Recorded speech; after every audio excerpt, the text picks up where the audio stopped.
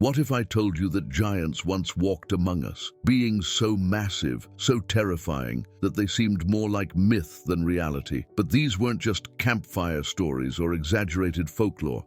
They were a part of biblical history, leaving behind a legacy that still fascinates and challenges us today. From the enigmatic Nephilim of Genesis to the towering figure of Goliath, these stories go beyond mere physical battles. They reveal spiritual truths, divine intervention, and lessons about faith, courage, and obedience to God. Today, we'll uncover the mysteries of the Nephilim, delve into the true story of Goliath and his brothers, and explore what these accounts mean for us in our own battles against the giants of life. In the earliest pages of the Bible, we're introduced to a world of beauty and perfection, a world where humanity lived in communion with God. But the fall of Adam and Eve brought sin into creation, and over time, humanity's corruption grew. Genesis 6 describes an extraordinary and deeply troubling period in history. It says, "When human beings began to increase in number on the earth, and daughters were born to them, the sons of God saw that the daughters of humans were beautiful, and they married any of them they chose." The Nephilim were on the earth in those days, and also afterward.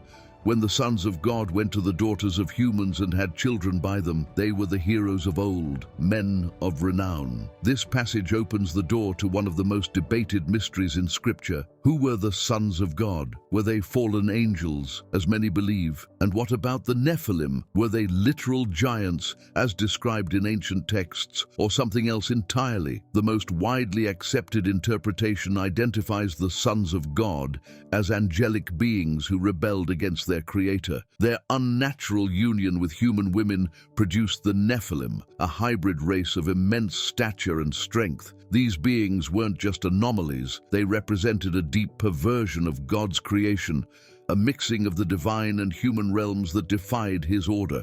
But why were the Nephilim so significant? The Bible suggests they were not only physically imposing, but also a source of great wickedness. Their presence contributed to the moral decay of the pre-flood world, a time when every inclination of the thoughts of the human heart was only evil all the time. Genesis 6:5. This corruption grieved God to the point that he decided to cleanse the earth with the great flood. The flood was God's judgment on a world consumed by violence and sin, including the influence of the Nephilim. Yet Genesis 6 contains an intriguing detail. The Nephilim were on the earth in those days, and also afterward. This raises an important question.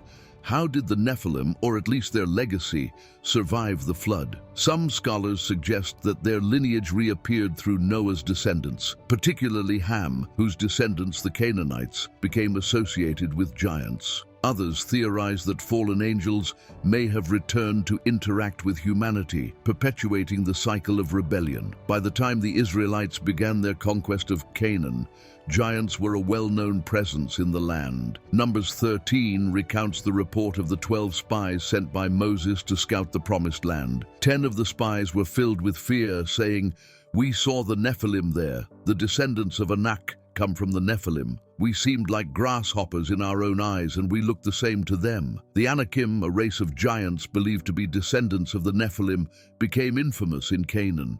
Their sheer size and strength made them formidable opponents, yet God repeatedly assured his people that no enemy, no matter how great, could stand against him. Fast forward several centuries to the time of King Saul. The Israelites were now settled in the Promised Land, but they faced constant threats from surrounding nations, particularly the Philistines. Among these enemies stood Goliath of Gath, a warrior so massive and intimidating that his very presence struck fear into the hearts of Israel's army. Goliath's physical description paints a vivid picture of his might. Standing over 9 feet tall, he was clad in bronze armor, weighing 125 pounds, with a spear whose iron tip alone weighed 15 pounds. Day after day, for 40 days, Goliath stepped forward to challenge Israel. "Choose a man and have him come down to me. If he is able to fight and kill me, we will become your subjects. But if I overcome him and kill him, you will become our subjects and serve us." 1 Samuel 17, 8-9.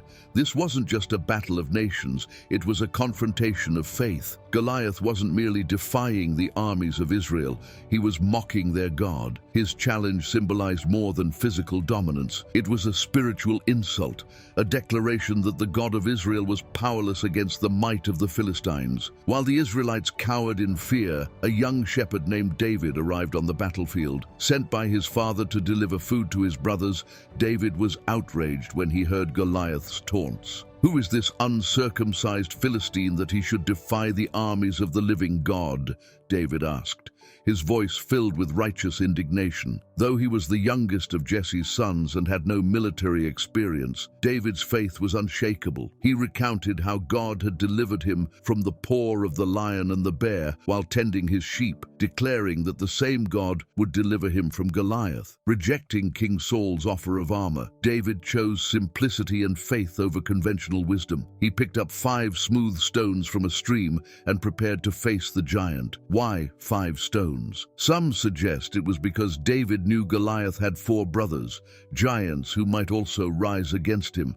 The moment of confrontation was one of the most dramatic in biblical history.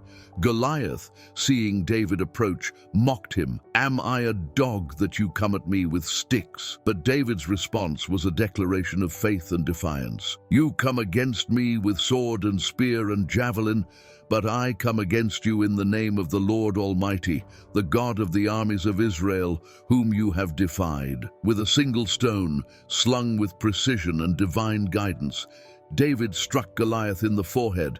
The giant fell face down to the ground, and David used Goliath's own sword to finish him off. The victory wasn't just physical, it was spiritual. It demonstrated that God's power was greater than any earthly force. Goliath's death was only the beginning. Scripture reveals that he had 4 brothers, each a giant in his own right. These warriors too were eventually defeated by David and his men. Ishbi-Benob, who wielded a massive spear, was killed by Abishai.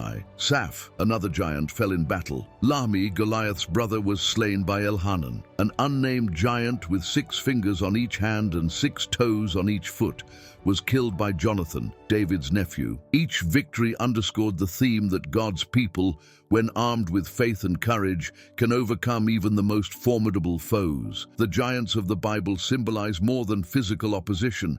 They represent the spiritual challenges we face in our own lives. Fear, doubt, sin, and adversity can feel as insurmountable as Goliath. But David's story reminds us that no obstacle is too great for God.